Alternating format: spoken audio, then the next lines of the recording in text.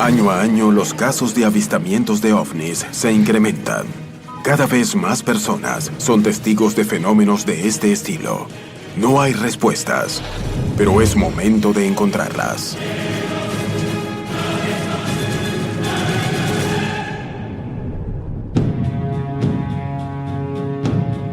Yo vi un objeto volador no identificado. No tenía motores, no tenía nada externo que como medio de propulsión. ¿Hemos sido visitados por extraterrestres? No estamos solos en el universo.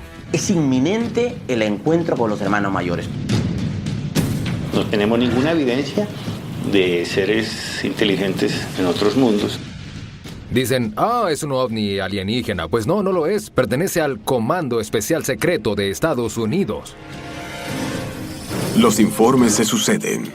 Los resultados no parecen salir a la luz. Es momento de recorrer los casos más impactantes de la historia ufológica de Latinoamérica y descubrir qué es realmente lo que sucede sobre nuestros cielos. La incógnita está a punto de develarse.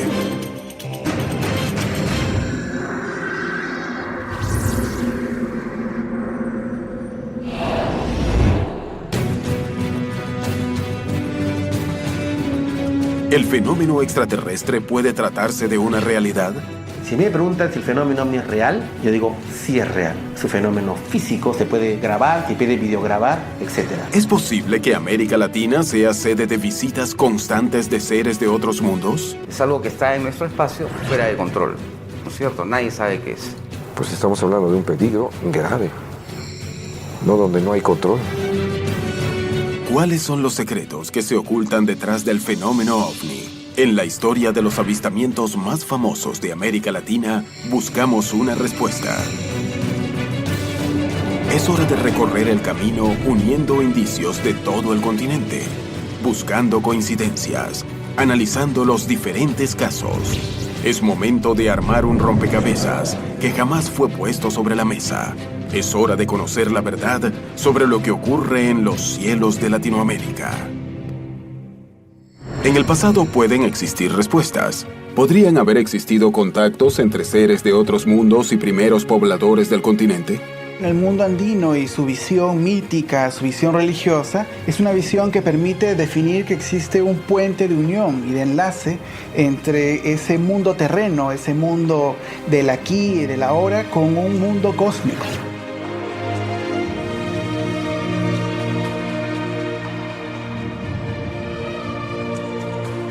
Existen una serie de rasgos, como los llamados petroglifos o algunos elementos en piedra, pero que si uno los analiza en contexto, uno puede percibir que estas sociedades tienen una estrecha relación con las constelaciones y con el mundo de las estrellas. Hay indicios que se repiten en todo el continente. ¿Podrían ser verdad? ¿O no sabemos leerlos?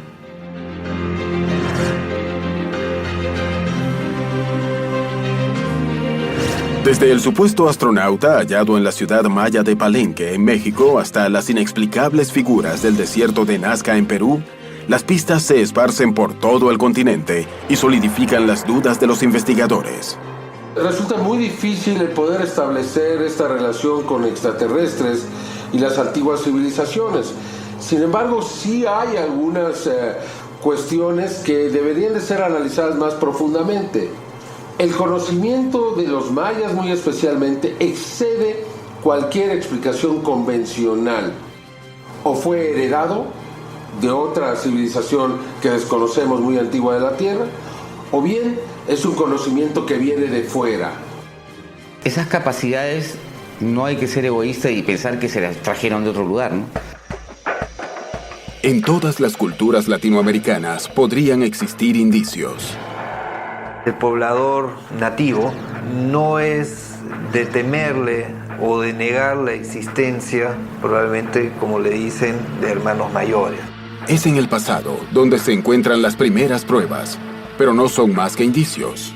No hay duda que uno de los grandes enigmas que ha tenido la humanidad ha sido si existe o no vida en otros mundos. Tal vez junto con el origen mismo del mundo y el origen de la vida, el tercer gran enigma es si estamos solos o no en el universo. Todas esas cosas no nos podemos negar o taparnos los ojos y pensar de que no existen. Tenemos que estudiarlas. Y tenemos también que diseñar una política de Estado, pero no como Estado, sino como humanidad hacia afuera, una exopolítica. La exopolítica es una ciencia nueva. Es la ciencia de las relaciones entre las civilizaciones inteligentes y el multiuniverso. De todas las interacciones que tenemos con otras civilizaciones. Y está documentado que muchas civilizaciones visitan la Tierra.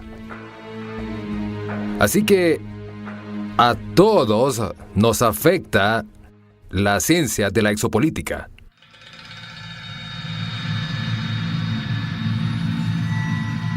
Casualmente, los ejércitos del mundo suelen estar relacionados con estos eventos. ¿Por qué motivos siempre se encuentran allí? ¿Podría tratarse del supuesto robo de tecnología extraterrestre? Es posible de que sea tecnología que le pertenece a una potencia extranjera, que la use en su provecho y en contra de los demás. Opción 2 es que sea tecnología no local, que haya sido capturada igualmente por una potencia extranjera. Y la tercera opción es que sea tecnología no local y que la use alguien sin ningún control sobre nosotros, que posiblemente ni siquiera sea de este planeta, ¿no? Exagentes, investigadores y personajes que parecen manejar información destacada hablan de ello a quienes quieran escucharlos. ¿Podría ser verdad? Podrían provenir de naves recuperadas después de estrellarse, naves extraterrestres, o podrían ser tecnologías que fueron recibidas de civilizaciones extraterrestres con las que tenemos acuerdos. En las décadas de 1950 y 1960, América Latina ha documentado casos en que los mismos gobiernos difundieron la información sobre avistamientos de ovnis. Es a partir de la década de 1950 cuando empiezan a investigarse y catalogarse. La Armada brasileña sería la protagonista de uno de los casos más resonantes de América Latina. El caso de la Isla Trinidad fue muy famoso en Brasil en los años 50 y 60. Siempre que buscas en cualquier libro de ufología, hallas referencias al caso de la Isla Trinidad. Brasil, Isla de la Trinidad, 16 de enero de 1958. Poco después del mediodía, el buque oceanográfico de la Armada brasileña, Almirante Saldaña, se encontraba frente a la isla. El Almirante Saldaña, que era un barco escuela, un barco donde se enseñaba a ser marinero, y había muchos oficiales a bordo, entre 1 y 3 docenas, y todos vieron el fenómeno y llamaron a Almiro Baraúna para que lo fotografiase. Baraúna, muerto en el año 2000, dejó en una grabación sus recuerdos de aquel momento. Yo estaba pescando y de repente vi en el horizonte un objeto. Tenía la cámara fotográfica y comencé a fotografiarlo. Estaba a cierta distancia. Tomé la primera, la segunda. A la tercera se ocultó detrás del cerro de Sellados, pero pronto salió y apenas lo hizo lo capté. Me lancé al piso y me quedé cerca del bastión. El objeto salió detrás del cerro de Sellados pero por un momento. Y fue la mejor fotografía, la más destacada y la más nítida.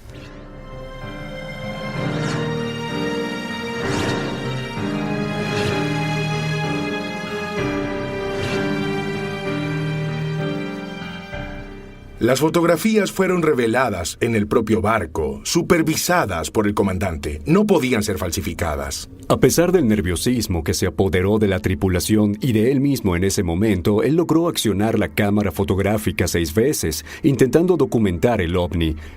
Él tenía la certeza de que por lo menos en 4 oportunidades de los 6 intentos, había logrado fotografiar en diferentes posiciones aquel objeto no identificado. Y cuando las fotografías fueron reveladas y mostradas a los oficiales presentes, todos concordaron en que lo que mostraban era exactamente lo que fue visto minutos antes. Rápidamente la noticia tomó estado público y la Marina decidió realizar una investigación del caso. No solo fueron analizadas las fotografías, sino que se oyeron los testimonios y se analizaron, y el propio Barahona fue llamado varias veces. El avistamiento de la isla de la Trinidad fue tan importante que el Congreso elevó al Poder Ejecutivo un pedido de informe que tuvo que ser respondido por el entonces presidente, Juscelino Kubitschek. El presidente entonces era Juscelino Kubitschek y tuvo conocimiento de las fotografías. Gracias a cómo fueron tomadas las fotografías y revelados los rollos, a la cantidad de testigos y a los peritajes realizados, el caso de la isla de Trinidad gozaba de una gran credibilidad.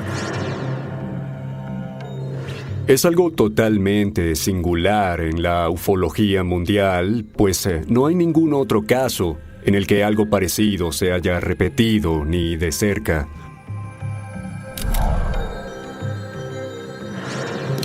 Pero, ¿realmente se trataba de una nave de otro planeta? ¿Podía ser un truco en la película? ¿Podría tratarse de algún tipo de avión experimental? Los testigos confirmaron lo que vieron. Sin embargo, jamás se pudieron reunir más pruebas que las de las fotografías tomadas y reveladas dentro del barco. Soy un ufólogo que no cree que para aceptar la existencia de los ovnis, tenemos necesariamente que pensar que los ovnis sean naves extraterrestres. La ciencia aún no ha logrado probar siquiera que haya vida microscópica en otro planeta. Recientemente alguien intentó alegar que las fotografías son un fraude. El hecho es que nadie hasta ahora ha podido decir el caso de la isla Trinidad es un fraude, y nadie lo logrará. No hay que probar nada más sobre su ocurrencia, ya está suficientemente probada. Más allá de las conclusiones y dudas que el caso pueda generar, las fotografías de Isla Trinidad pusieron sobre el tapete el interés de los gobiernos latinoamericanos por seguir de cerca e investigar el fenómeno ovni en la región. En la actualidad, los investigadores continúan buscando las respuestas, recolectando sus propias evidencias, intentando comprender qué ocurre en los cielos. Un 95% son casos que se pueden explicar perfectamente bien. Casos ópticos, meteorológicos, fenómenos aeroespaciales, tecnología espacial y militar no contemplada. Y con respecto al otro 5% inexplicable, sí, hemos tenido casos que realmente no tienen ni explicación óptica, ni meteorológica, ni militar. No nos podemos encerrar y cegar ante la posibilidad de que detrás de todas estas historias pueda haber una pepita de oro. Lo que pasa es que si estamos dispuestos a creernos todo, entonces, ¿cómo hacemos para diferenciar aquello que es potencialmente valioso de aquello que es fábula, ficción, mitología? Se hace cuesta arriba tratar de buscarle una respuesta a ese 5%, que seguramente la mitad quizás tenga una respuesta y la otra mitad seguramente que no. Debemos buscar las respuestas en el presente. Debemos armar nuestro rompecabezas para comprender si Latinoamérica ha recibido visitas de otros mundos. En la antigüedad, los indicios son, al menos, perturbadores. Sin embargo, es en los siglos XX y XXI en donde se encuentran las pruebas más sorprendentes. Debemos analizar qué ha ocurrido en nuestro continente para hallar las respuestas sobre el contacto extraterrestre en Latinoamérica.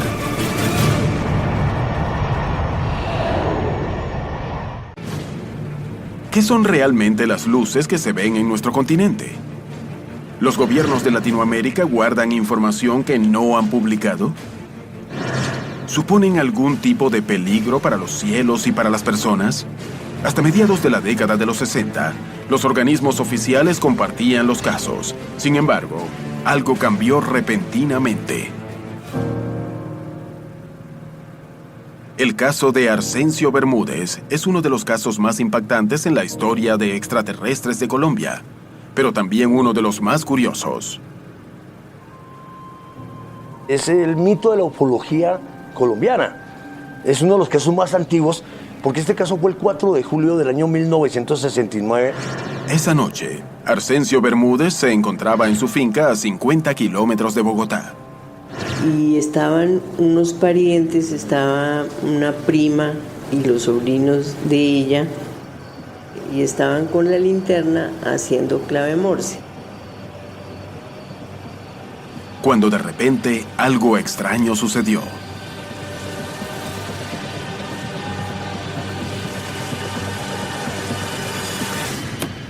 Entraron corriendo y dijeron, ay, mire, Dios, que un ovni que viene para acá. Pues ellos, ¿qué le iban a creer?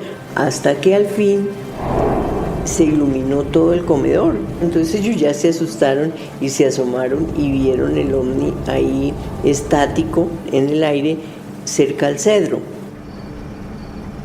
Mientras todos observaban, Arsencio decidió investigar qué estaba ocurriendo. Llegó justo debajo del objeto y se bañó con su luz. Cuando está a pocos metros de él, el objeto se va y desaparece. Ya bajó con un dolor al pecho terrible y congelado del frío.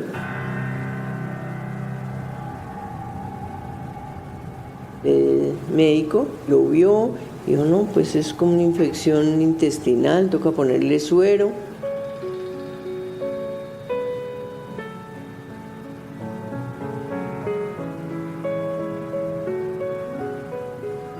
Estaba completamente deshidratado y tenía el corazón como envuelto en agua, que no se le sentía bien, el pulso muy débil y el termómetro no marcaba, en 0. El caso no hubiera pasado a mayores si no hubiera porque el señor Bermúdez se murió a los 4 días. Víctima, al parecer, de una enfermedad que la describen como algo que tiene que ver con efectos de radiación.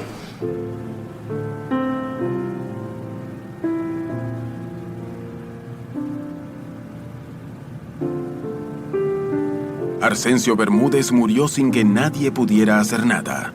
Sin embargo, el misterio continuó.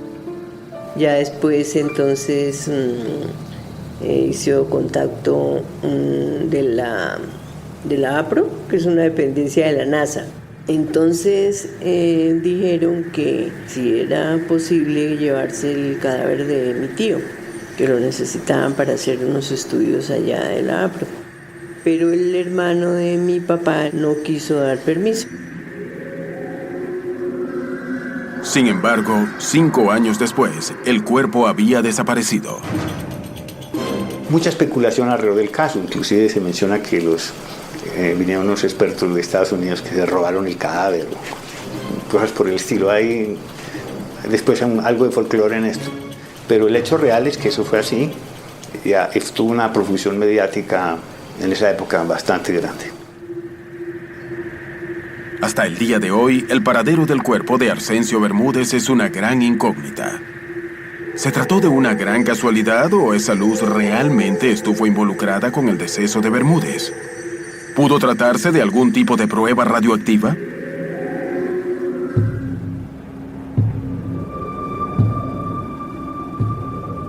Hoy, la capacidad de análisis para descubrir qué es lo que vuela en los cielos de Latinoamérica ha crecido notablemente. Los científicos actuales podrían llegar a tener las herramientas para descubrir la verdad. Existen cientos de cazadores que desde las diferentes ciudades del continente miran a los cielos para obtener pruebas y buscar respuestas. Lentamente, los aficionados que comenzaban a ver objetos en el cielo empezaron a organizarse. Venimos en grupo, cada quien se divide en las coordenadas, ya dos al norte, 2 al sur, 4 puntos cardinales, por favor. Los vigilantes del cielo han obtenido a lo largo ya de casi 20 años miles de imágenes, que a lo mejor es un puntito que de repente alguien captó, pero también hay de repente cosas extraordinarias que hay que analizar, que hay que ver. Y tratamos de coordinarnos para tratar de grabar un fenómeno a través de 2-3 cámaras en el mismo instante y por diferentes zonas. Vamos a la zona del desierto, hemos ido a Tijuana, nos hemos metido ahí 8 o 15 días y estar ahí observando, ¿no? Estar constantemente con personas viendo al cielo, ¿no? No todos son buenos, no todos son espectaculares, pero ahí está, esperando una respuesta y hablas de objetos voladores no identificados en estas imágenes. Los avistamientos en Latinoamérica han logrado en los últimos años experiencias únicas. Grandes cantidades de personas observando un mismo objeto. Este tipo de fenómenos han sido grabados por diferentes cámaras de video. Todos afirman ver luces que no tienen explicación. El video de Pedro Hernández, donde un objeto libera más de 100 esferas, es absolutamente incuestionable. El día 22 de mayo del 2009 me dirigí yo hacia satélite, hacia las torres de satélite. Entonces observé un objeto que estaba abajo. Venía un avión y dije, bueno, voy a tomar el video con la referencia de ese avión que venía. Y al momento que va pasando el avión, voy cerrando hacia el objeto que estaba de fondo. Y es en eso cuando ese objeto va despidiendo, pues, no sé si podríamos llamar cientos o esferas que van saliendo de un lado y del otro lado. El objeto daba vueltas, daba muchas vueltas cuando iban expulsando las esferas. Cuando dejó de expulsar las esferas, pues ya su movimiento ya fue más lento. Pero Pedro Hernández no fue el único en grabar este fenómeno. Ese mismo día, desde otro punto de la ciudad, Alfredo Carrillo también grababa el objeto.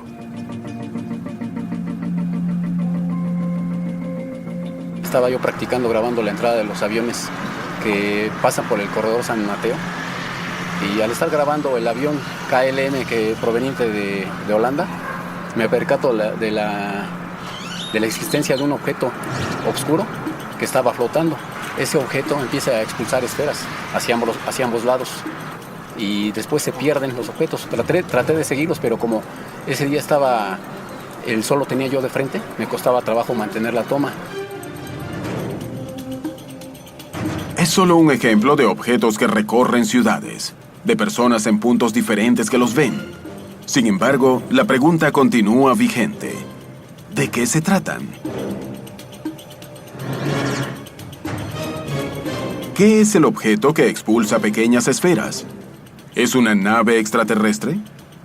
¿Es un experimento militar? Solo podemos afirmar que se trata de un ovni.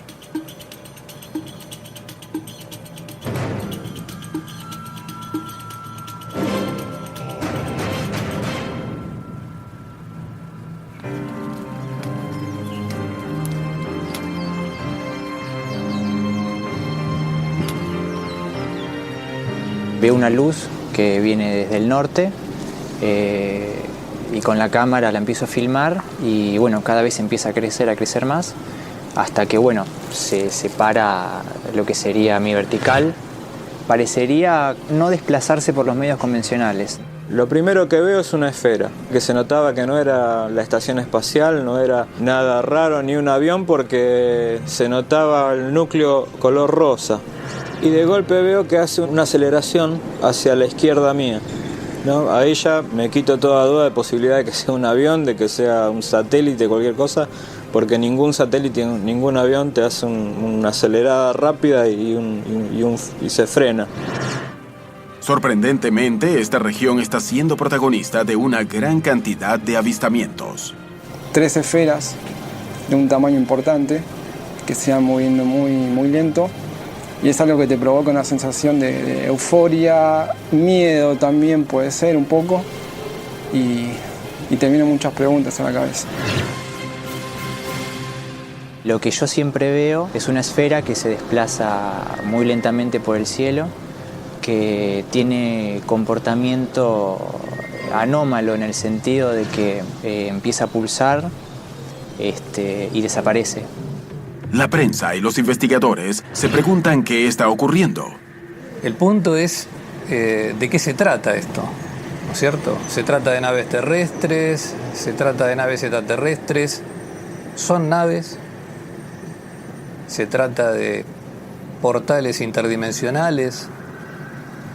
O sea, hay toda una variedad de teorías y de posibilidades que abundan. Toda esta zona, al estar rodeados, al ser un abanico de bases, es un punto focal del fenómeno ovni. A mí personalmente lo que más me interesa es lo que nos está ocurriendo. cómo nos está uniendo en esta investigación y cómo empezamos a pensar juntos, ¿no es cierto? Las experiencias se dividen entre las que tienen cientos de testigos y otras que son solo individuales. Muchas veces estas experiencias individuales parecen guardar claves para comprender de alguna manera si estos objetos intentan comunicarse. De esta manera le ocurrió a Asís. Él vive en Lima, la capital del Perú.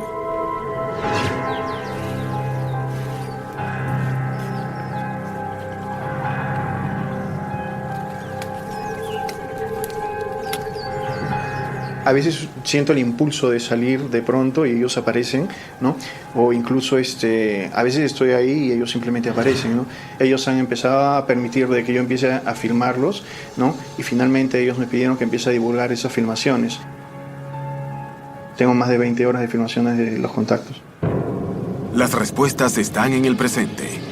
En Isla Trinidad, las pruebas estuvieron a la vista. En Anolaima, el caso de Bermúdez no tuvo una explicación. ¿Realmente robaron su cuerpo?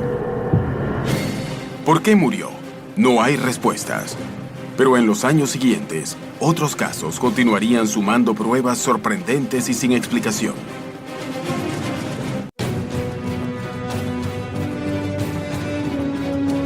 Latinoamérica, a lo largo de su historia, ha sido el centro de cientos de avistamientos extraños.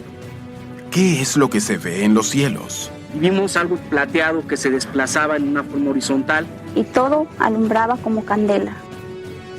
Era una nube, pero como sólida, como si estuviera hecha de acrílico. En esos edificios empecé a ver que algo se movía.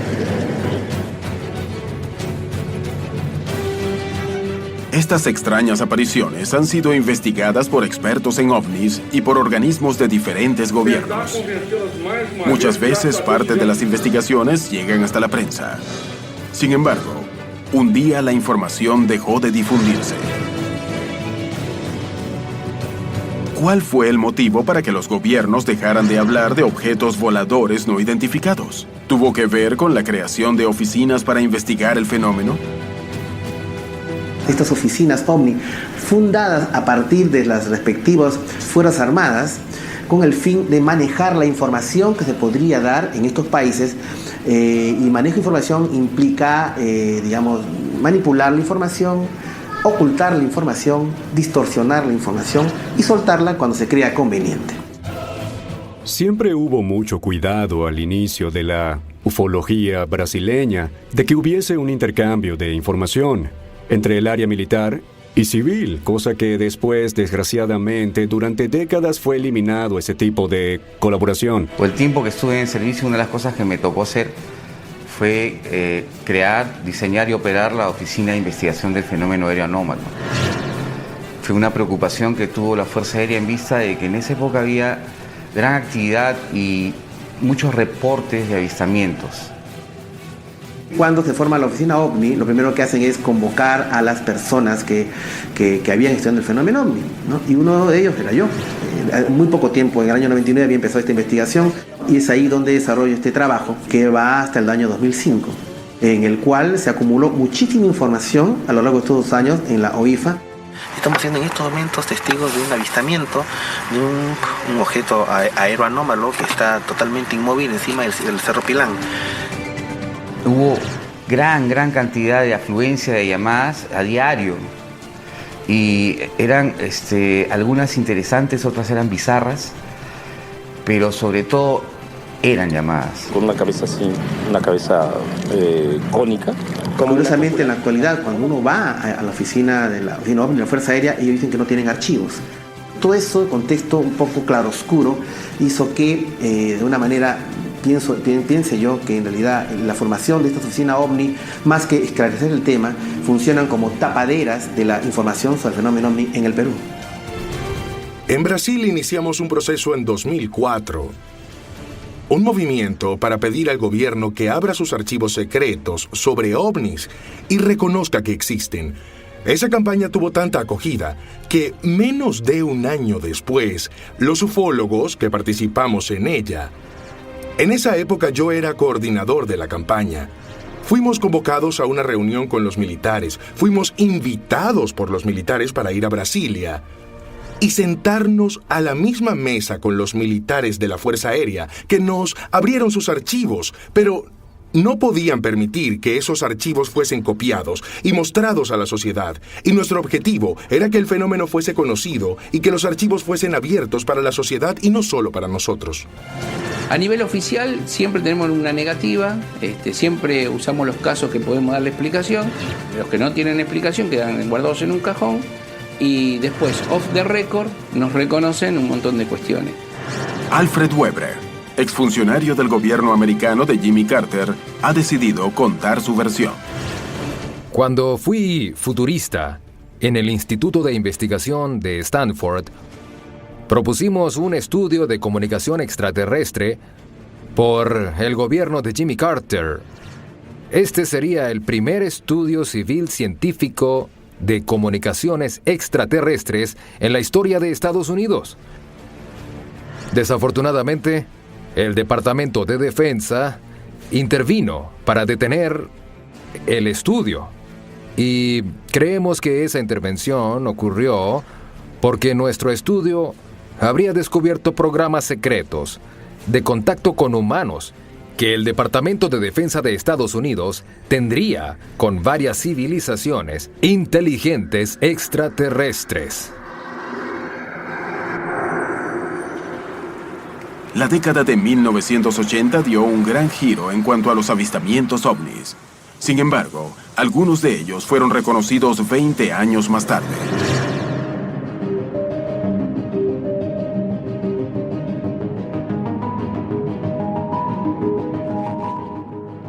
Arequipa, Perú, 12 de abril de 1980. En la base aérea La Joya, en el sur de Perú, más de 2.000 militares divisaron lo que parecía ser un globo aerostático. Los oficiales pensaron que podía tratarse de un globo colocado allí para espiar las nuevas armas. Tenía 1.800 testigos que estaban atentos a la maniobra. Estuve yo y estuvieron 2.000 personas más viéndolo. Ese día me encontraba en el escuadrón aéreo de las 4:30 de la mañana esperando el trabajo con los militares.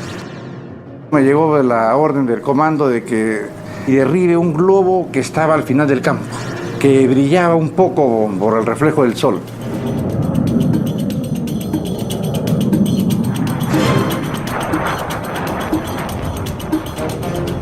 Y lo primero que hizo fue apuntarlo y disparar lo que se llama en la terminología militar una pared de fuego.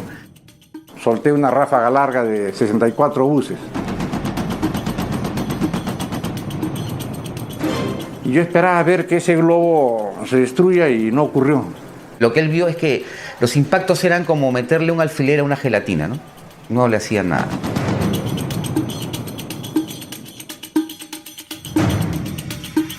Y de lo que estaba estático, inició un alejamiento ascendiendo y a velocidad.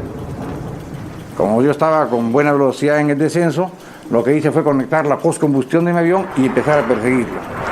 De lo que inicialmente el objeto estaba a 600 metros de altura, llegó a 11.000 metros. Yo lo estaba persiguiendo a un promedio de 900 kilómetros por hora. Yo no podía alcanzarlo y él tampoco se alejaba más. El objeto hizo algo que viola las leyes de la física. Paró en seco. Esquivé, volví a tomar posición de puntería. Y cuando uno está por llegar a la distancia de disparo de los cañones, cerca a los 200 metros, el objeto que estaba detenido hizo un ascenso súbito, como de 1.000 metros. Y mi avión ya quedó, ya si vos a apuntarlo, me esquivó.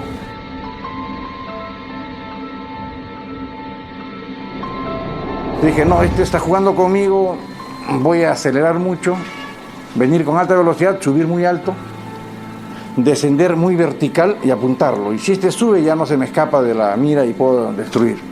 Y eso es lo que hice. Yo estaba esperando a ver en qué momento ya hacía el quiebre y mirándolo, el objeto que está detenido subió y se emparejó conmigo.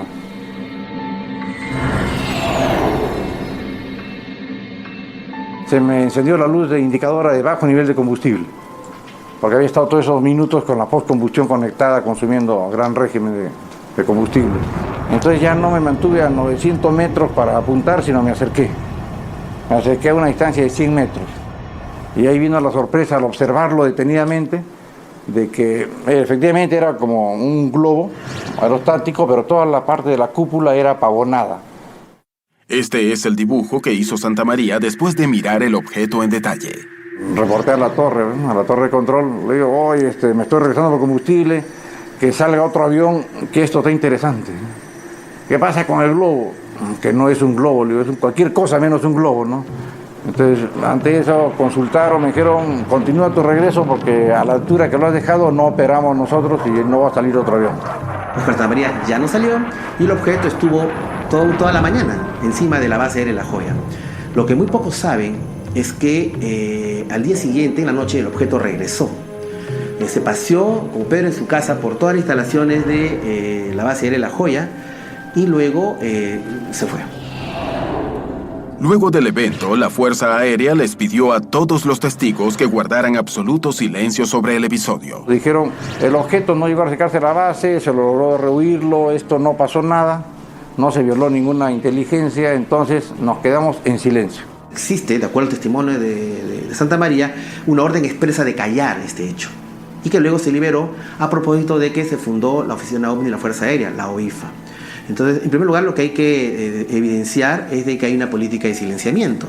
Ya el 2002 que me pidieron de que empiece a hablar para contribuir a la difusión del fenómeno OVNI, ya comencé a hablar libremente, normal. Cuando tu nivel académico es más comprometido, es menos la posibilidad de que tú vayas a reportar. Que hemos recibido reportes completos de oficiales que quizá antes de la creación de la oficina hubieran tenido miedo de hablar. Para quienes trabajan en los cielos, el fenómeno OVNI puede ser una amenaza. Los controladores aéreos y los pilotos tienen una preocupación constante. El Servicio de Control de Tránsito Aéreo tiene como finalidad establecer la diligencia entre las operaciones aeronáuticas, la vigilancia de que éstas se lleven a cabo dentro de un parámetro seguro. Y mi trabajo es precisamente observar. Y es cuando empiezas a cavilar y te das cuenta que el fenómeno es tremendamente peligroso.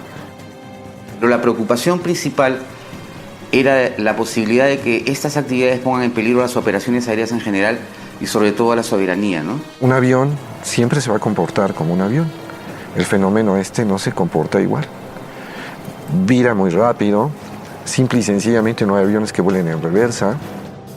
Y pues si tú juntas todo esto y lo pones en la aviación, en un área terminal donde existe muchísimo tráfico, donde la separación de las aeronaves es de 30 segundos, pues estamos hablando de un peligro grave. Un país tiene que ser dueño de todo lo que tiene. Y así como hay un límite marítimo, hay un límite en el espacio también. Pues estamos hablando de algo que sí... Que si en el ámbito general no es bien aceptado, no reconocido, pues te deja vulnerable, ¿no? en el ámbito profesional. Los casos en Latinoamérica abren interrogantes. Algo extraño sucede. ¿Pero qué es exactamente? Ante la menor sospecha de un satélite espía, la Fuerza Aérea Peruana ordenó atacar. Sin embargo, sus armas fueron inútiles. ¿Quién nos observa? ¿Por qué? En todo el continente, personas armadas con cámaras de video empezaban una cacería de imágenes.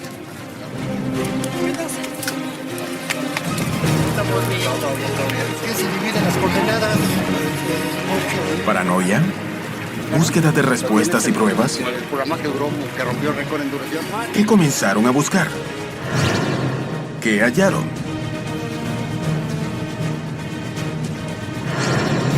Pero con la llegada de cientos de casos, inició un nuevo desafío.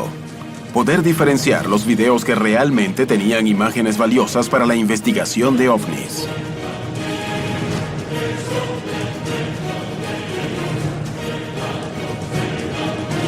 Para la década de 1990, el fenómeno ovni comenzaba un boom de casos e investigaciones en México. Todo comenzó cuando tras un eclipse observaron a los cielos de otra manera. El 11 de julio de 1991 ocurrió un eclipse de la serie Saros en México. Es un eclipse de 6 minutos con 54 segundos. Es uno de los más largos y uno donde se aseguraba que había una profecía de los mayas que quedó ahí inscrita en el Códice Dresde, donde se aseguraba que regresarían los señores de las estrellas. Ese día miraban al cielo observando un eclipse, cuando algunos objetos comenzaron a aparecer. Y es a partir de ese eclipse que comienzan a generarse una gran cantidad de avistamientos y el interés de la sociedad mexicana en darle seguimiento y saber en primera instancia qué era lo que estaba sobrevolando las grandes ciudades. Desde el eclipse de sol de 1991 se vive una gran oleada. Nos dimos cuenta de que estaba un grupo, una nueva generación de jóvenes que nos impactamos ante eso que estábamos viendo.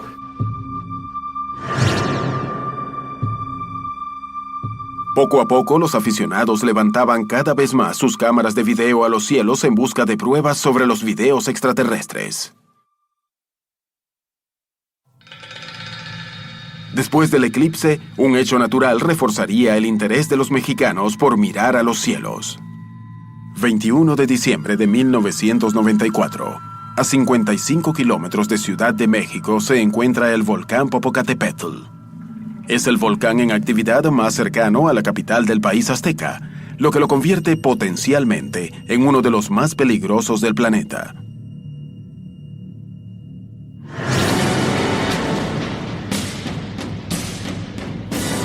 Una explosión en el interior del volcán produjo una nube de cenizas que se expandió en un radio de 25 kilómetros. Pero las cenizas, el humo y la lava no son lo único que se puede observar en su cráter. Mi esposa me percató y me dijo, ¿te fijaste lo que hay en el popo? ¿Se ven como moscas o se ve algo así? Después de eso empezamos a grabar y grabamos muchas cosas que no sabíamos qué era realmente hasta que los vimos en la cámara y se miraban como objetos voladores, inclusive unos grandísimos. Y de ahí en adelante me propuse investigar esto. Las cámaras fotográficas y de video apuntaron hacia las fumarolas y allí se encontraron con la gran sorpresa.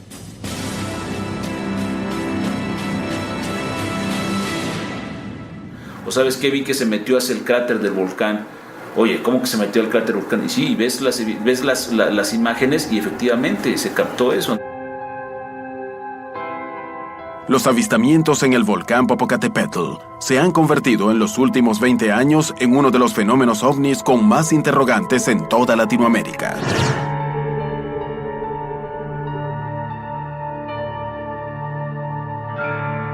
El entusiasmo también trajo muchos errores.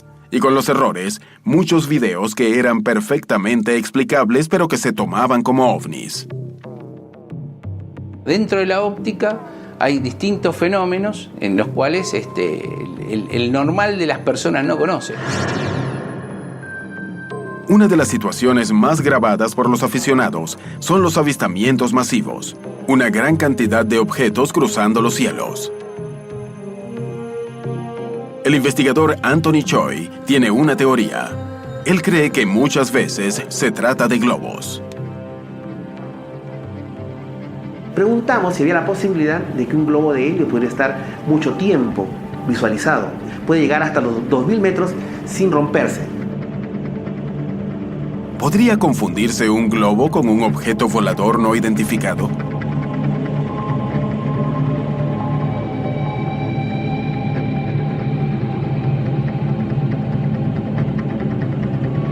Cuando lanzan globos, la gente se confunde pensando que es un ovni, ¿no? Cuando realmente es el desconocimiento de saber de que habían lanzado algo.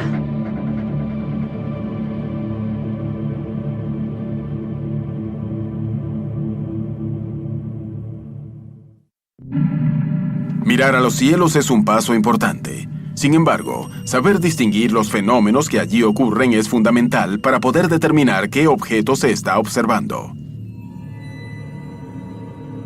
Generalmente confunden mucho los brillos bastante excepcionales de los planetas cuando están en el horizonte. Centellas, meteoritos, cometas y satélites. Desde hace unos 15 años, con el montaje de la Estación Espacial Internacional, se han multiplicado estos avistamientos debido a que la Estación Espacial Internacional ya está completa y ya es más brillante que incluso el planeta Venus. En la Sierra tenemos muchos eventos en los amaneceres y atardeceres porque tanto el sol, la luna y algunos brillos muy intensos se reflejan en los nevados y en forma de pantalla se reflejan también en las nubes y hay movimientos bastante interesantes y realmente el que no está instruido realmente cree que son movimientos de naves bastante extrañas. Cuando clasificamos OVNI no significa necesariamente que validamos que sea una nave de origen extraterrestre, ¿no? Simplemente por falta de data o por mala información no podemos decir exactamente lo que es. Gracias a la mitología que se formó alrededor de aquellos objetos que no se podían identificar, permaneció a lo largo de las décadas esta idea de atribuirle a un objeto que no podés identificar un origen extraterrestre. La creación de organismos oficiales destinados a investigar las denuncias de la población civil revela la importancia y el incremento de la presencia OVNI en la región y pone de manifiesto que los gobiernos reconocen que algo está sucediendo en los cielos. Ha habido un incremento en el número de gobiernos que han hecho públicos sus archivos sobre ovnis y extraterrestres. Hasta ahora 30 o unos 40 gobiernos han publicado sus archivos. Y hay organizaciones exopolíticas en gran parte del mundo.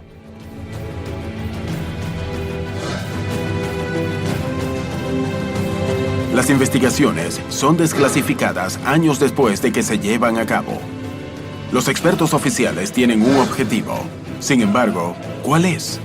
¿Deben aclarar los fenómenos? ¿A quién reportan? Los informes completos, ¿llegarán algún día a la población? El rompecabezas comienza a armarse. Contactos militares, interés gubernamental, objetos recuperados. ¿Quién está detrás de todo ello? Para finales de la década de 1990, se darían algunos de los casos más resonantes de los avistamientos ovnis modernos en toda la historia de Latinoamérica. Cientos de grabaciones, miles de testigos, situaciones inexplicables. Todos estos datos giran en torno a los avistamientos ovnis en el mundo en general y en América Latina en particular.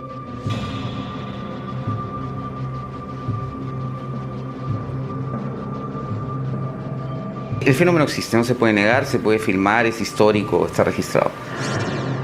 Cada vez se producen más avistamientos en la región.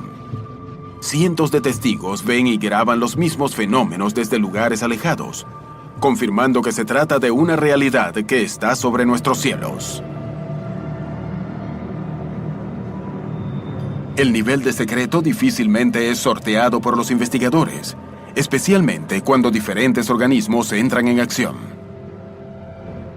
Cuanto mayor es el caso, mayor es el esfuerzo de las personas por negarlo. Mientras más impactante, más se esforzarán por refutarlo. Si bien para la década de 1990, los civiles habían levantado sus cámaras al cielo para cazar a estas luces y objetos, un caso que ocurrió en el estado brasileño de Minas Gerais dejó un sabor extraño en la historia de los avistamientos del continente. Para algunos, se trató del caso más importante de la historia. Para otros, una exageración. Y existe una tercera posición. El caso de Varginha sigue siendo el secreto militar mejor guardado en Brasil. 20 de enero de 1996. Ciudad de Varginha, Minas Gerais, Brasil. Varginha era hasta ese momento una ciudad tranquila, pequeña, y sus habitantes conocían el fenómeno ovni como en cualquier otra región del planeta. Pero a partir de aquel día, todo cambiaría para siempre. Sin ninguna duda, es uno de los mejor documentados y por el mayor número de personas y fue objeto de una investigación ufológica única en todo el mundo. El sur de Minas Gerais es considerado, en el mundo, una de las regiones con mayor índice de apariciones.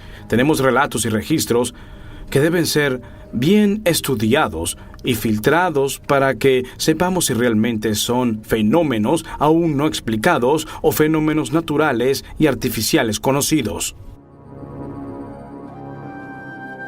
Todo comenzó cuando 3 jóvenes caminaban de regreso a sus casas. Era más o menos poco después de las 4. Estábamos bajando por un camino. Yo tenía un poco de miedo por ese camino. Sucedió que vimos una cosa extraña que no sé lo que era. La primera reacción que tuve fue correr, irme de allí, porque no sabes si es bueno, si es malo o si te hará alguna cosa.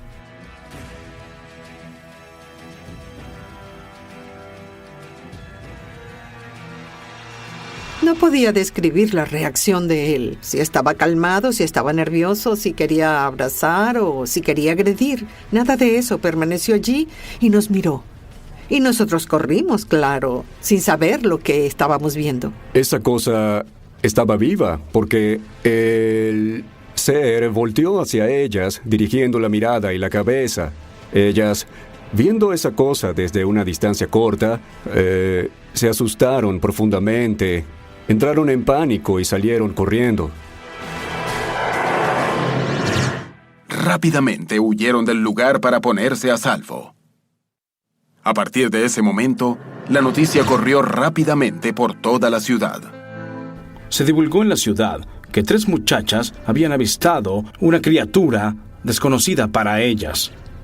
Lo que vi fue que era marrón, de ojos rojos, piel aceitosa. Estaba agachado, pero no sé qué era aquello que yo vi.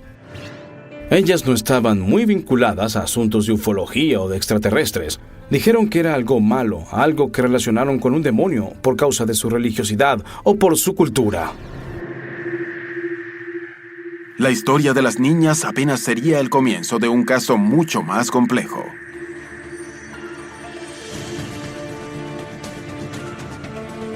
En medio de la paranoia, las fuerzas públicas habrían comenzado a actuar. Descendieron el barranco, entraron en el bosque y capturaron a una de las criaturas con una red usada para capturar perros. A las 6 de la tarde ese mismo día, se cuenta la historia de que 2 policías hicieron una segunda captura y que uno de esos cuerpos había pasado por los 2 hospitales de la ciudad y después, a la mañana siguiente, fueron transferidos a 3 Corazones. En fin, todo eso consta realmente en la historia, pero no hay ninguna prueba científica aceptable para que consideremos eso como una verdad absoluta. Uno de ellos, llamado Marco Elicerese, cuando iba en su auto, casi atropelló a una criatura, que suponemos era la segunda, la observada por las muchachas, atravesando una calle. Frenó su auto. Marco Elicerese salió del auto, entró en el bosque y capturó a la criatura con sus propias manos, sin usar guantes, sin ningún tipo de protección. Él no había sido alertado, nadie le había avisado de los peligros que podría correr. Colocó a la criatura en su auto y se dirigió al hospital que queda en el centro de Varginha. Marco Elicerese falleció cerca de 3 semanas después de una infección generalizada de septicemia.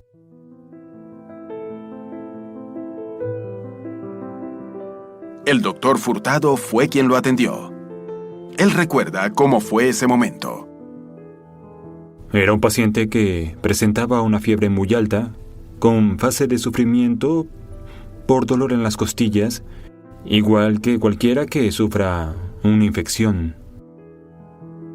Los médicos del hospital intentaban salvarlo. No sufría de ninguna inmunodeficiencia adquirida que conozcamos. Pero antes de morir, le hizo una confesión. Me contó que participó en la captura de un ser que había aparecido en días anteriores. Incluso parece que se había lesionado el brazo. Nunca vi otro caso igual. De esa forma no.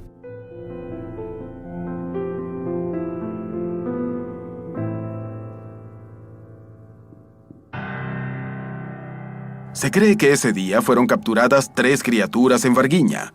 Nunca más se supo de ellas. Algunos vecinos afirman haber sido testigos de movilizaciones extrañas durante esos días. El lunes estábamos en la calle y vi un convoy de 3 camiones militares que se dirigían a 3 Corazones. Las fuerzas militares negaron el incidente desde el primer momento.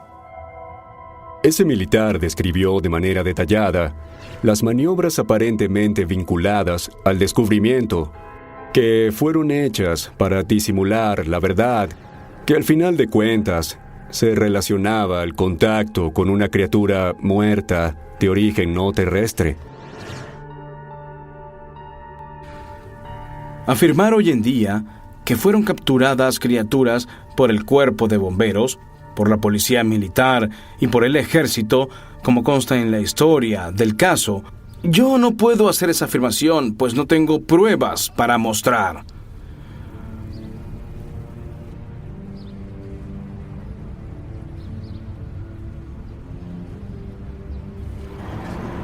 Ellos concluyeron que habrían avistado solo a un niño de la ciudad que nació con algunos problemas físicos y psíquicos. Esa es la conclusión de uno de los sectores. Hubo una presión tan fuerte sobre los militares que finalmente a la semana siguiente fue publicado y testificado el obituario del niño. Todas las explicaciones dadas por los militares eran explicaciones fugaces. El resto duda de que hubiese algo extremadamente serio siendo encubierto. El caso Varguiña aún permanece sin explicación. Las versiones oficiales niegan lo que afirman los testigos, que pese a los años que han pasado, siguen sosteniendo sus versiones, sin contradicciones, como en el primer día. Decir lo que fue realmente, con certeza, es muy difícil, casi imposible. Fueron los ufólogos los que acabaron transformando el caso Varguiña en algo relacionado con las creencias de que seres extraterrestres podrían haber aparecido aquí y hasta ser capturados. El caso Varguiña sigue siendo el secreto militar mejor guardado en Brasil, porque no hay nada comparable a lo que ocurrió en Minas Gerais.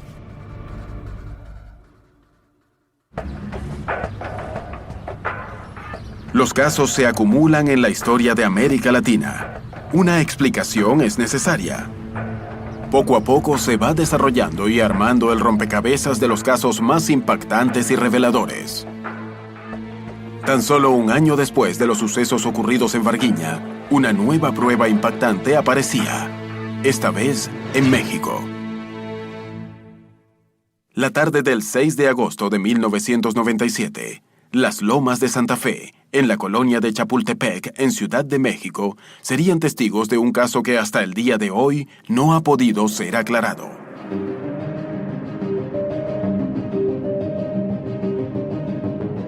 Llegó un video con una carta anónima, con un nombre ahí falso, y un video que en primera instancia yo pensé que no era verdadero. Pero al observar el video, el periodista decidió investigarlo. Se trató pues de un objeto que estuvo sobrevolando esa zona, que hay el testimonio de personas quienes se vieron afectadas. Una de las evidencias más claras que hay del fenómeno y que hasta el día de hoy no ha tenido una explicación satisfactoria para todos.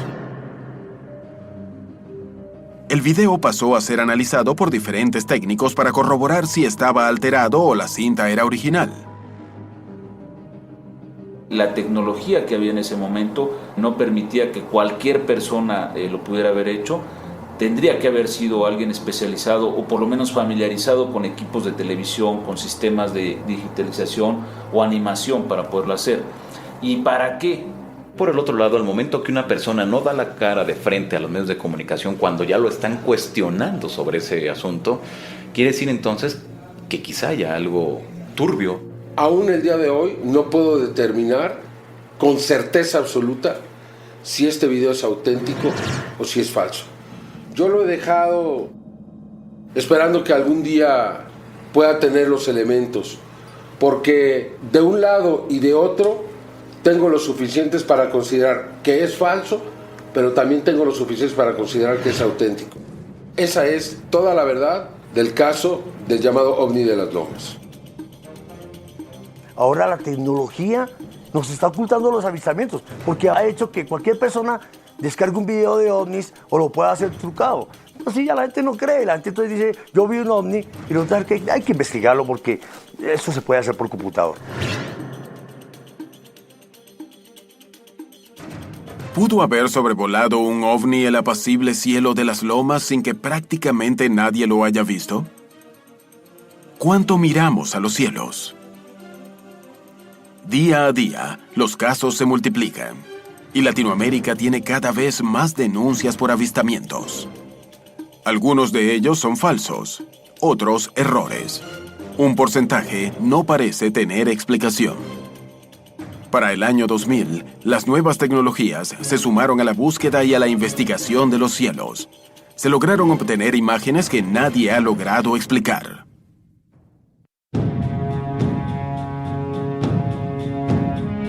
¿El fenómeno OVNI es real? ¿Qué son las luces y los objetos que surcan Latinoamérica?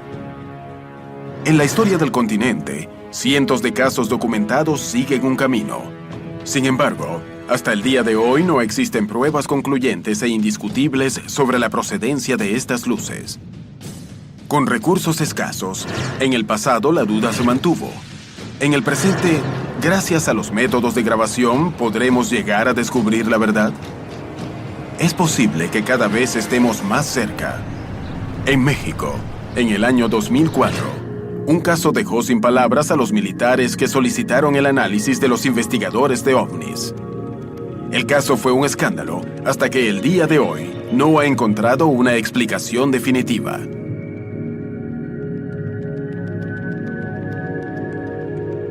El 5 de marzo de 2004, un avión de la Fuerza Aérea Mexicana sobrevolaba la región de Campeche, al sur del país, buscando actividades ilícitas en los cielos de México. Para esta tarea estaban grabando con cámaras infrarrojas. En este video vemos unas luces extrañas que son videograbados en la modalidad del FLIR o del infrarrojo con una cámara FLIR. Un punto, ahí está. Está exactamente atrás de nosotros. Es correcto, ahora está a las 7 de nuestra posición con 10.5 millas. Arribita de nosotros está. Así es. ¿Cuántas millas? A 1 milla, 2 millas de Carmen. Lo raro es que trae una punta adelante, un puntito adelante. Son 10, 11 objetos. Son muchos objetos. Ahí van. Y van a una velocidad, pero 1, 2, 3, 4, 5, 6, 7, 8 en la pantalla. ¿Por qué nos vienen siguiendo?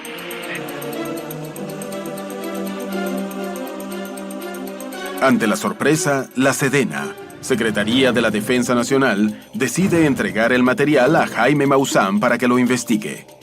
Y me dicen, en una de nuestras operaciones pudimos grabar algo que no sabemos qué es y queremos que usted lo investigue. Me enteré que los que lo habían grabado no habían visto con sus ojos estos objetos.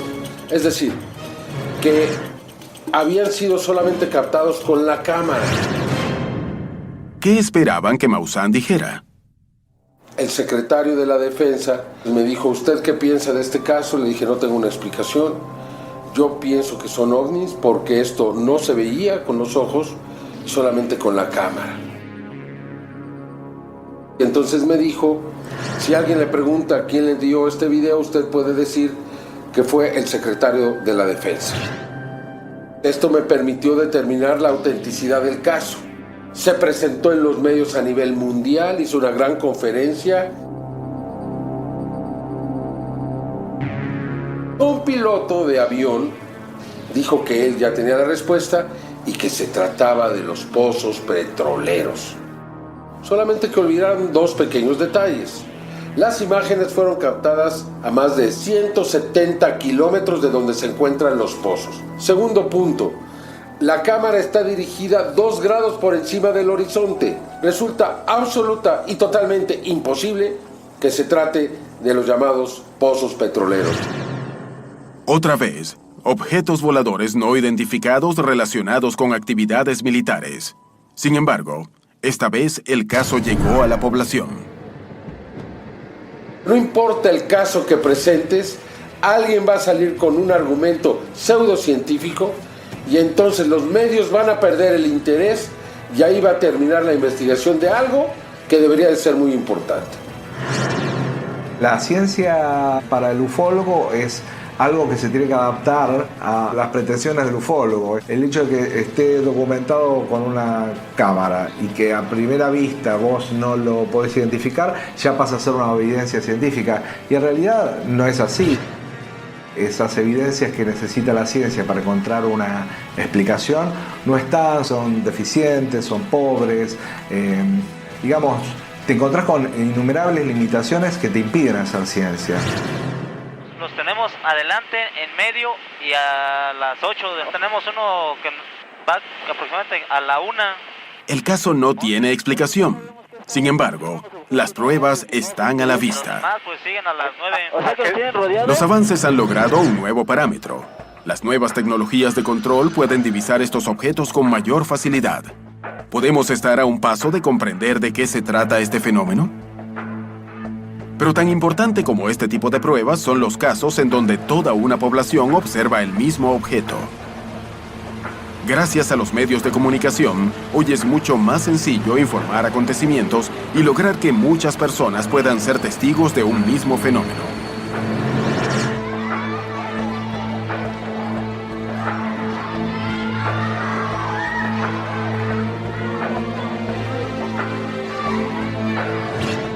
Así sucedió en Nopsa, un municipio colombiano del departamento de Boyacá, en Colombia.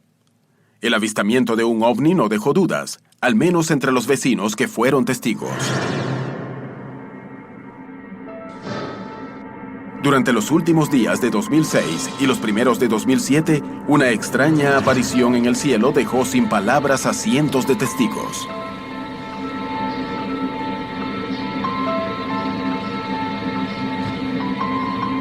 Dos y media de la tarde aparece un elemento muy brillante, parecía una estrella, pero pues por las horas uno dice, ¿qué será, no? Y llamó mucho la atención. Uno de los testigos fue el propio intendente de la localidad. Era un día no laborable porque era un domingo y estaba pues en mi casa.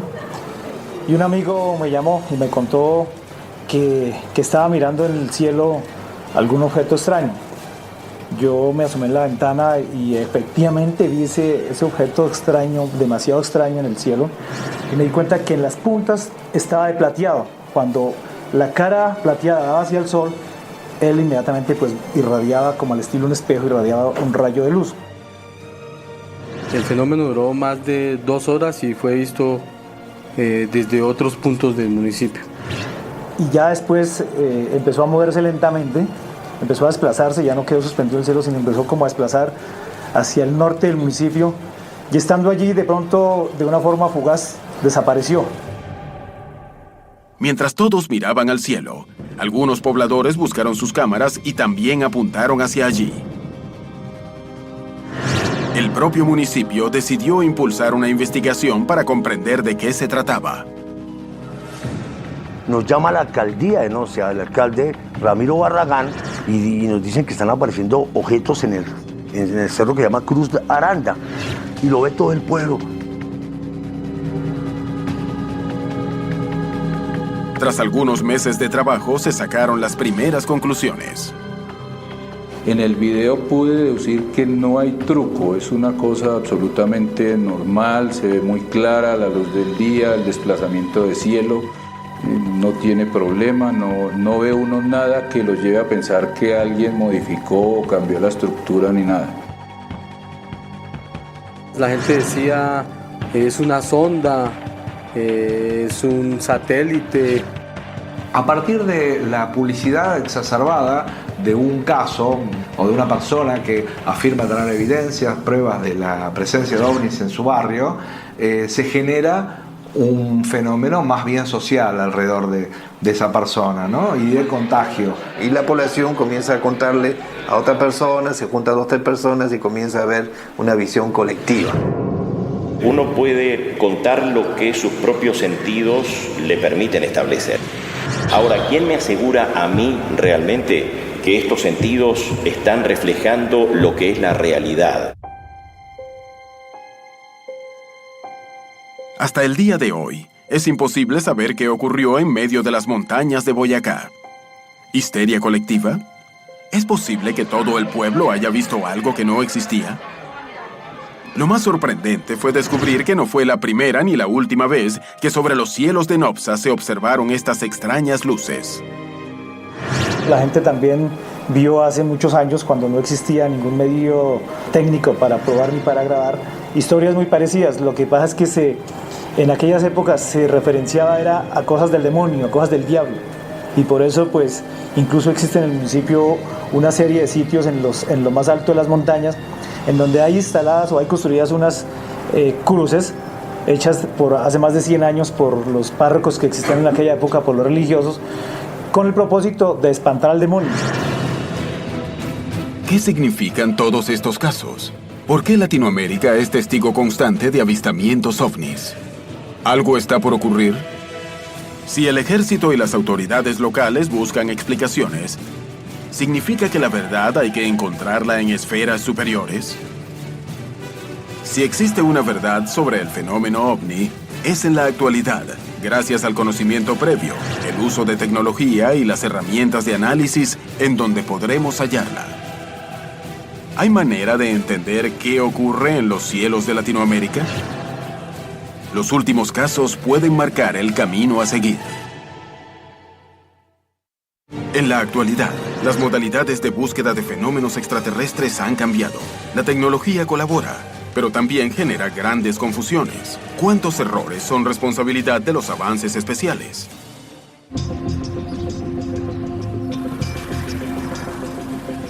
Bueno, mira, este es el ovni más emblemático, uno de los más emblemáticos, te voy a mostrar. Daniel Prieto, en Bogotá, Colombia, ha logrado identificar otro supuesto punto de confluencia en donde los ovnis pasan constantemente. El común de las naves, que es un movimiento oscilatorio, ¿no? Esta zona, a la cual yo denominé la zona Sigma, que comprende lo que es el humedal de Córdoba, donde es como lo que llaman los ufólogos un portal de entrada y salida de estos objetos. Afirma que simplemente los ovnis lo han encontrado a él y simplemente los toma con su cámara de video. He grabado más de 40 avistamientos con mi cámara y unos han sido, siento que son programados y otros casuales, debido a que yo siempre cargo una cámara de video portátil.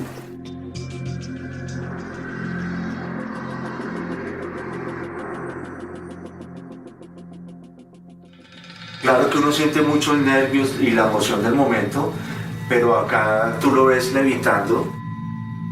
¿Pero necesariamente se trata de extraterrestres? Eso realmente lo publican para confundir o para desinformar, para ocultar los secretos que tienen las agencias de inteligencia militar. ¿Es tecnología secreta? ¿O simplemente objetos que el común de la gente no conoce? Nos pasa a los 5 por encima un objeto triangular color gris y lo pudimos ver todos y nos quedamos estupefactos porque todo eso estaba pasando por arriba nuestro, lo vimos perfecto.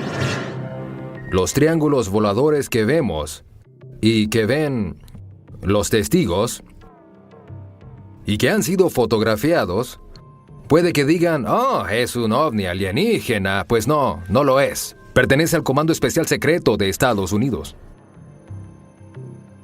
Podrían contener sistemas de propulsión y otros componentes que podrían ser extraterrestres, que nos hayan sido entregados a través de programas de contacto entre humanos y extraterrestres o mediante ingeniería inversa.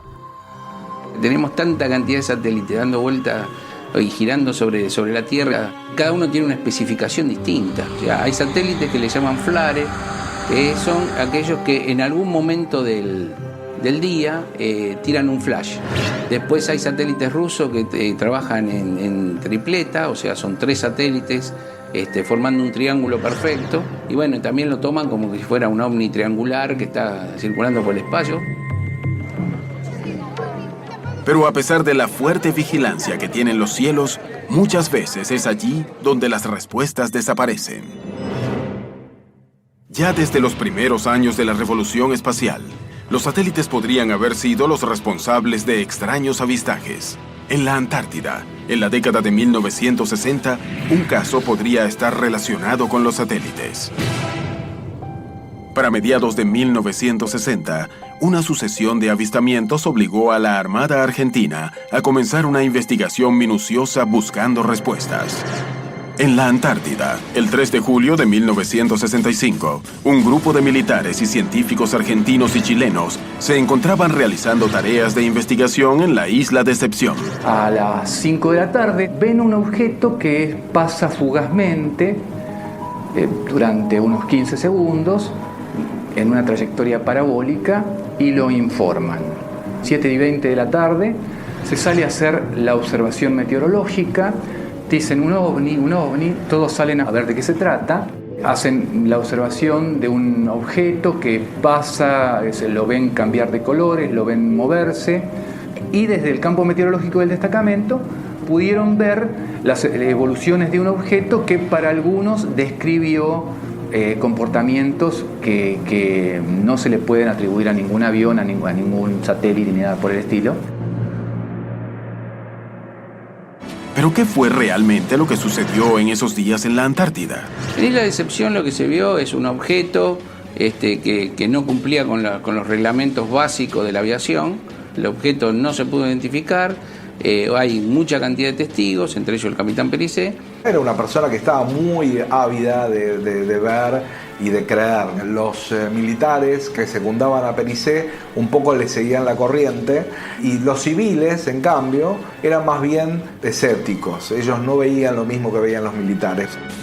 Cada cual es como que le da su propia interpretación. Están aquellos que están convencidos de que se observó un ovni, otros sostienen que se trató de la observación de una estrella fija y que por el nerviosismo del momento hubo un proceso de confusión. La Marina tomó declaración a todos los testigos. La existencia de estos formularios confidenciales del Servicio de Inteligencia Naval es una clara muestra de que el fenómeno ovni era una de sus preocupaciones, aún antes de los avistamientos ocurridos en la isla. El Estado argentino, en ese caso la Secretaría de Marina, emitió un comunicado oficial reconociendo la observación de objetos voladores no identificados en la Antártida Argentina. La Marina, en principio, tuvo una actitud muy abierta con respecto al tema, y luego se llamó a silencio en determinado momento debido a que el periodismo había ya desbordado la situación. Los avistamientos en la Antártida comenzaron a repetirse en los días siguientes. Si uno las toma individualmente, corre el riesgo de pensar que era un objeto que puede ser explicado, que puede ser banal. Pero si uno las toma en conjunto, se da cuenta de que no pudo pasar todo eso tan seguido en ese mismo lugar. ¿Qué eran esas luces? ¿Por qué estaban sobre la Antártida? ¿De dónde venían? El hecho admitido por científicos y militares abrió una nueva ruta en las investigaciones ovnis en el cono sur del continente. Hubo varios científicos que presentaron una hipótesis de que habían confundido en la base naval estas luces con un satélite, el satélite ECO 2. Jamás pudo determinarse exactamente qué ocurrió en la isla. Pericé y sus hombres estaban seguros que se trató de un ovni. Mire, señor, hay algo ahí afuera desusado. Venga a ver. fuimos testigos de las evoluciones de este fenómeno. Pero si hubo alguna conclusión oficial, esta jamás salió a la luz. El caso de Isla Decepción es un misterio hasta el día de hoy. La calidad de los testigos y las investigaciones de la Marina intentaron encontrar una respuesta. Podría haberse tratado de un satélite. Sin embargo, nadie ha podido asegurar esta hipótesis. Un hallazgo en la actualidad podría llegar a cambiar la perspectiva sobre el contacto extraterrestre en América. ¿Puede tratarse de un error o la momia de Andahualillas posee la clave sobre el contacto extraterrestre? Un cuerpo momificado hallado en el año 2009 podría llegar a ser la clave para descifrar este enigma. Se llama Waiki porque en quechua quiere decir hermano. ¿Qué secretos guarda la momia Andahualillas? Yo he descubierto muchísimas cosas en el distrito de Huaro y Andahualillas. Ahí es donde encontré la tumba que ya había sido disturbada. El cuerpo hallado en las cercanías de Cusco confunde a los antropólogos. Con 50 centímetros de largo, la mollera abierta como un bebé, los dientes de adulto y la extraña forma del cráneo. Su forma no parece ser la de un humano. No hay cronología entre la fontanela que está abierta, que se cierra al año, y la dentadura de adulto. El Waiki, a simple vista, se aleja de la fisionomía humana. ¿Podría tratarse de un cadáver extraterrestre?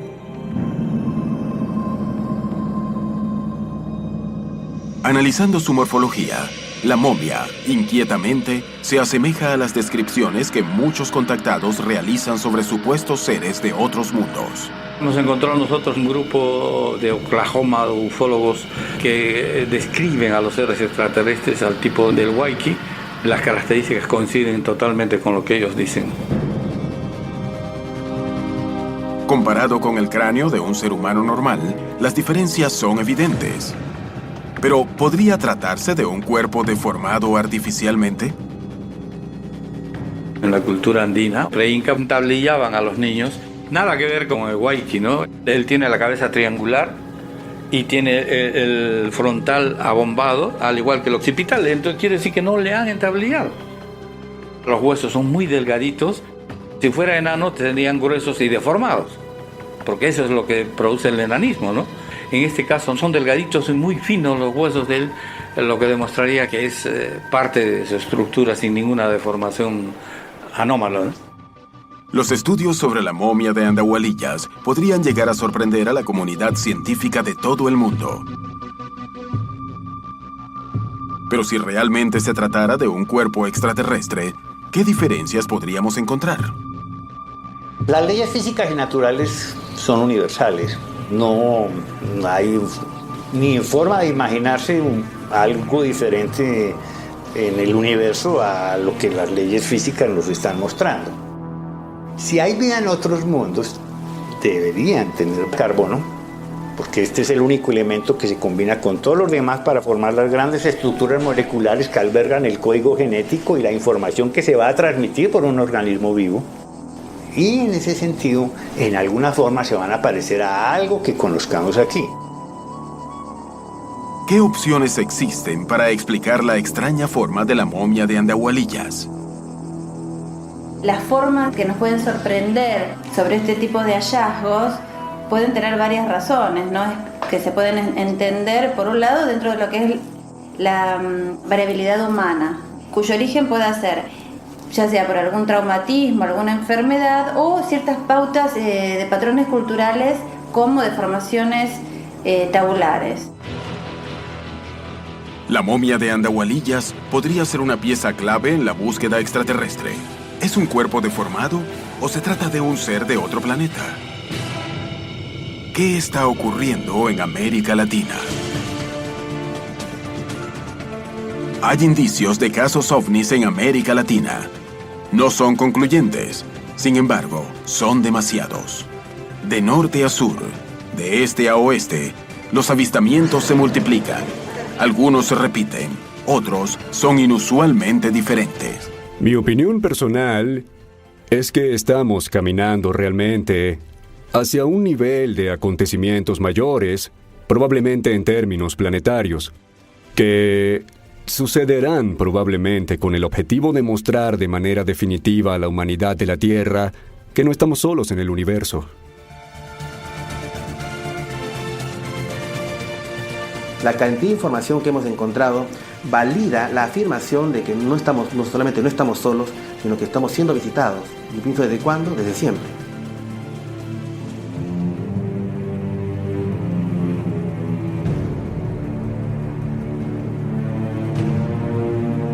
El ser humano busca respuestas a través de la fe, esto que responde integralmente todo, o a través de la ciencia, del conocimiento, lo empírico. Me parece que lo importante es preguntarse. Lo que me parece que es riesgoso es, a partir de algo que perciben nuestros sentidos, ensayar respuestas que a veces me parece que son intelectualmente muy acrobáticas y muy personales.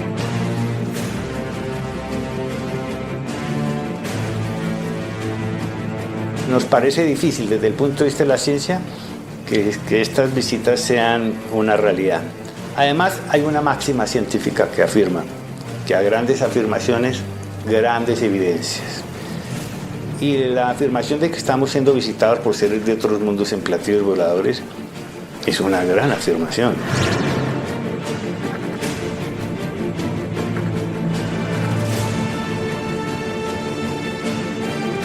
Esto es algo que involucra a toda la humanidad. Entonces, tenemos que preocuparnos, tenemos que estar listos, porque hay que tomar la decisión de que si existe esto y no es de acá, los esperamos con los brazos abiertos o con el fusil en la mano, ¿no? Si no, pregunten a los incas, ¿no? ¿Cómo les fue? Una manera de entender el fenómeno ovni es expandir nuestras conciencias, abrir nuestros corazones y, sobre todo, vigilar los cielos.